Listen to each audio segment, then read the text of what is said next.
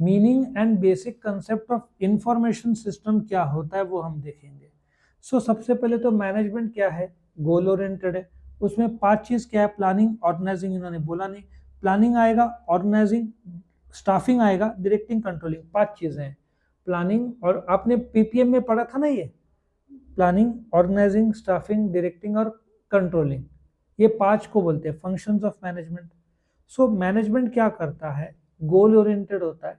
Planning, organising, staffing, directing, controlling, अक्सर लोग coordination भी बोलते हैं। कोऑर्डिनेशन मैनेजमेंट का फंक्शन नहीं है, वो planning, organising, staffing, directing, controlling को जोड़ता है, कड़ी है वो, सबको जोड़ने वाली। ठीक है। इंफॉर्मेशन सिस्टम का डेफिनेशन क्या है? बेसिकली इंफॉर्मेशन सिस्टम ऑर्गेनाइजेशंस को वैल्यू क्या क्या एडिशन करते हैं वो हम देखते हैं। ठीक है, यहाँ पे एग्जैक्टली बोला है, देखो पेज नंबर 1.10 में।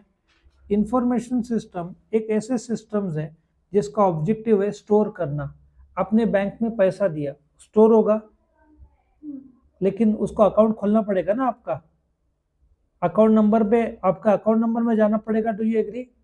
फिर रिट्राइव करना और प्रोसेस करना। जैसे आपके बैंक में 50,000 है, 10,000 डाला तो 60,000 होगा, और आपको कम्युनिकेट करना पड़ेगा कैसे, आपको एसएमएस आ जाएगा, ईमेल आ जाएगा, व्हाट्सएप आ जाएगा, और ये डेटा को सिक्योर रखना। क्या है, पहले आप बैंक में जाते हैं, स्टोर करते हैं, वो रिट्राइव करेगा अकाउंट नंबर, चेंज करेगा, 50,000 का 10,000 ऐड करेगा, 60,000 करेगा, फिर आपको मैसेज आएगा, तो ये कंप्लीट होता है और ये सिक्योर तरीके से होता है। इंफॉर्मेशन सिस्टम एक कंप्यूटराइज सिस्टम है जिसमें आपको डेटा का एक्सेस फास्ट और सुपीरियर तरीके से मिलता है। Information system over the years में क्या था, पहले पीसी था, फिर लैपटॉप आया, फिर लोकल एरिया नेटवर्क आया, एक से दूसरे कनेक्टेड होते हैं। वाइड एरिया नेटवर्क आया कि आप अपने सप्लायर से डब्ल्यू लैन, मतलब क्या, कंप्यूटर के, एक कंपनी के भीतर 10 कंप्यूटर कनेक्टेड है, दैट इज लैन। लेकिन कंपनी अपने सप्लायर और कस्टमर और गवर्नमेंट से कनेक्टेड है, वहाँ पे वाइड एरिया नेटवर्क लगता है। तो ये वक्त के साथ साथ डेवलप हुआ। फिर कंपनी के इंटरनल सॉफ्टवेयर आ गए, एसएपी के सॉफ्टवेयर आ गए, ईआरपी सिस्टम्स आ गया, टैली आ गया, अकाउंटिंग का सॉफ्टवेयर, ये सब अभी विंडोज 11 चल रहा है, ये सब इसका पार्ट है। और डेटा प्रोसेसिंग हो गया, कस्टम मेड एप्स हो गए, जैसे बैंक्स के लिए फिनेकल करके जो ऐप है वो आ गया।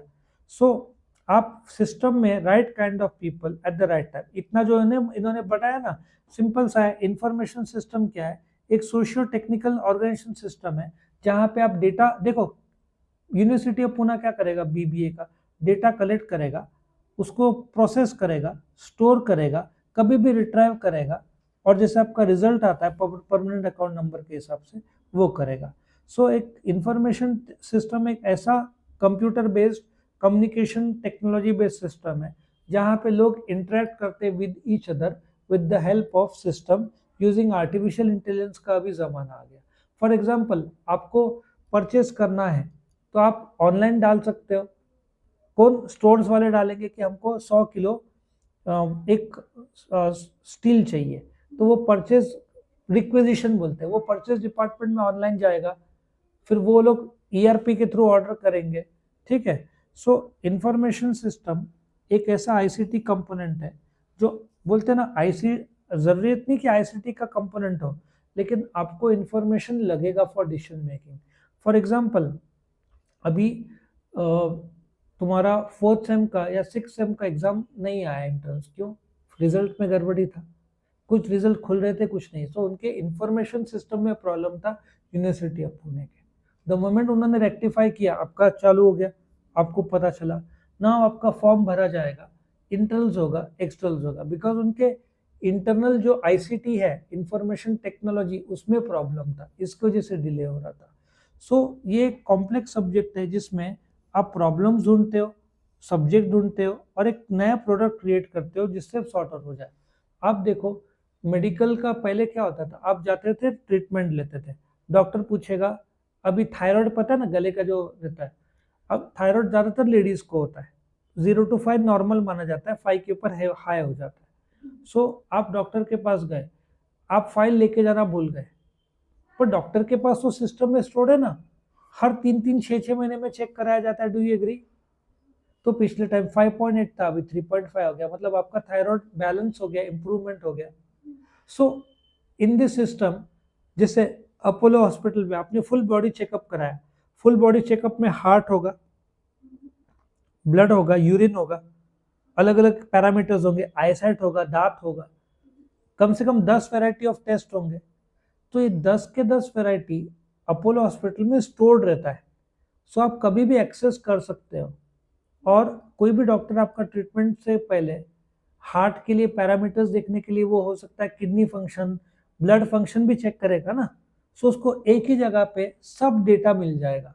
With the help of that data, अब किडनी का आपको प्रॉब्लम है तो वो क्या क्या देखेगा, ब्लड के पैरामीटर्स देखेगा, आपको हाइपरटेंशन है कि नहीं, डायबिटीज है कि नहीं, सब आपके रिकॉर्ड से पता चलता है ना। ये सब इंफॉर्मेशन टेक्नोलॉजी में आता है।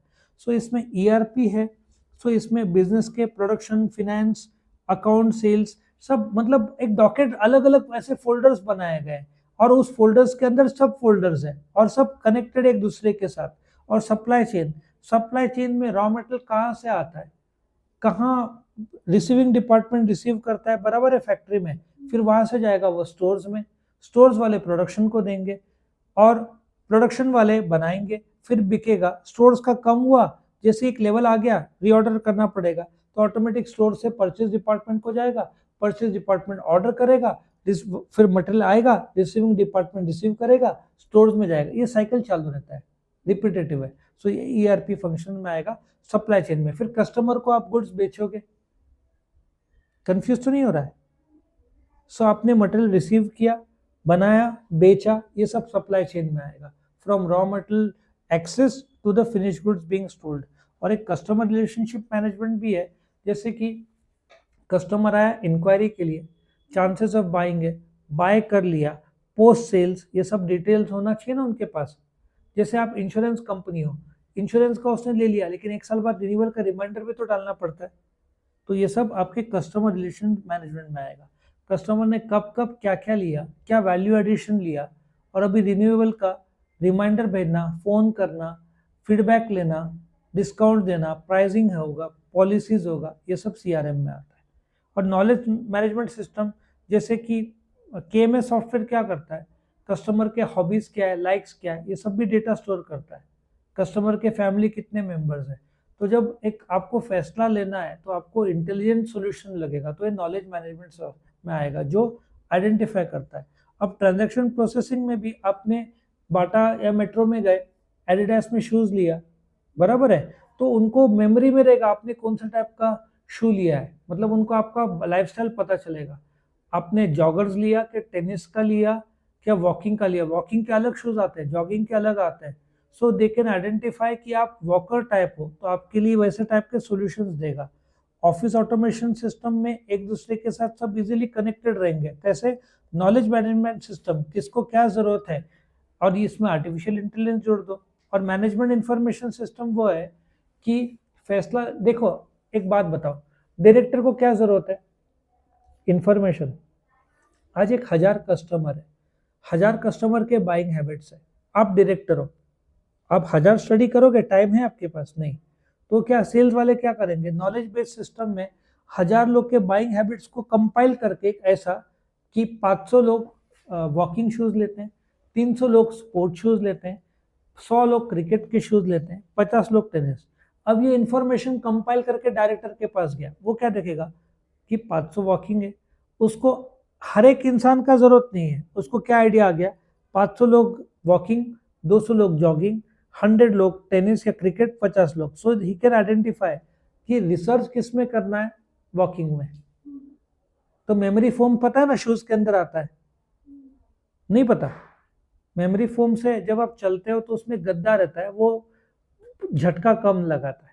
मेमोरी फोम, कितने अच्छे अच्छे शूज आ गए इसमें, 6-8 हज़ार के शूज आते हैं, बट वो आपको बहुत हेल्प करता है वॉकिंग में। उसमें भी विदाउट लेस, विद लेस सब आता है। सो ये डिसीजन सपोर्ट सिस्टम, आपको डिसीजन के लिए जो डेटा चाहिए, डीएसएस जिसको बोलते हैं, बैंक मैनेजर को बोलते हैं ना, लोन कैसे इवॉल्व हो रहा है, लोन टारगेट्स क्या है, कौन से एरिया में ज़्यादा लोन जाता है। अब एक नोट करो, इंडिया में सबसे ज़्यादा लोन के डिफॉल्टर्स कहाँ पे है, बताओ? गवर्नमेंट ऑफ इंडिया का सर्वे बताता है सबसे ज्यादा लोन डिफॉल्ट होता है 10,000 से कम लोन। सो जब एक आदमी आता है 8,000 का लोन, तो बैंक मैनेजर आसानी से देगा नहीं, क्योंकि उसको पता है डूबने का चांस ज्यादा है। कैसे पता चला? डीएसएस में है ना, ये रिस्की प्रोफाइल्स है, ये इजी प्रोफाइल्स है। डॉक्टर को देना हमेशा सेफ, क्योंकि डॉक्टर के पास पेशेंट लगातार चालू रहेगा। तो ऐसे टाइप का पता चलता है। फिर एग्जीक्यूटिव सपोर्ट सिस्टम, एग्जीक्यूटिव को डिसीजन मेकिंग का इंफॉर्मेशन चाहिए, डे टू डे कस्टमर का हैबिट्स नहीं चाहिए। आया समझ में? सपोजली फादर की कंपनी है, पिताजी क्या बोलेंगे, सेल से क्या इंफॉर्मेशन मांगे? जैसे आपके पास एक टोयोटा का डीलरशिप है, आप मालिक हो उस डीलरशिप के, आप क्या सेल मैनेज ब्रांच मैनेजर को आप क्या बोलेंगे, भाई आज कितने गाड़ी बिके, कितने गाड़ी सर्विस हुए, कितना का स्पेयर्स बिका, बस 3 चीज मांगोगे, बराबर है। लेकिन सेल्स मैनेजर क्या बोलेगा, कितना फॉर्च्यूनर बिका, कितना कॉलिस बिका, या कितना इनोवा बिका, और उसमें कौन सा कलर गया, कौन सा मॉडल गया। सो सेल्स मैनेजर को डेप्थ की जरूरत पड़ेगा। मालिक पूछेगा कितने का बिका। सो ये सब एग्जीक्यूटिव सपोर्ट सिस्टम में इंफॉर्मेशन आता है। सो आपको इंफॉर्मेशन को स्ट्रीमलाइन करना पड़ता है, और वो इंफॉर्मेशन जैसे एक ऊपर से क्या हो रहा है, एक डैम बनाया, ठीक है, पानी को डाइवर्ट किया। सो मैनेजर को जो चाहिए वो पानी वहां डाइवर्ट किया, डायरेक्टर को जो इन्फॉर्मेशन चाहिए वो पानी वहां डाइवर्ट किया। पूरा नदी की जरूरत नहीं है, उसमें वही पानी जो डायरेक्टर को डिसीजन की मदद हो, वो डीएसएस में आता है। कंसेप्ट समझ में है आपको? तो यहाँ पे ये खत्म होता है। चार्ट देख लेना, ये जो बताया उसका सारांश।